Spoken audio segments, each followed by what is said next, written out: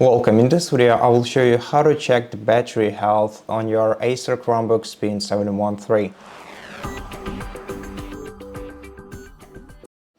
To do that, we're gonna have to open the control center in the bottom right corner of the screen, then go to Settings, and in Settings, select About ChromeOS on the sidebar.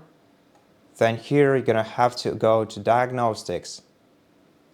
In Diagnostics, in the System tab, you'll be able to find battery info, such as the battery health with the battery full charge capacity percentage, and also the cycle count, which stands for the amount of times your battery was fully discharged. And we can also run the discharge test in here to update this data.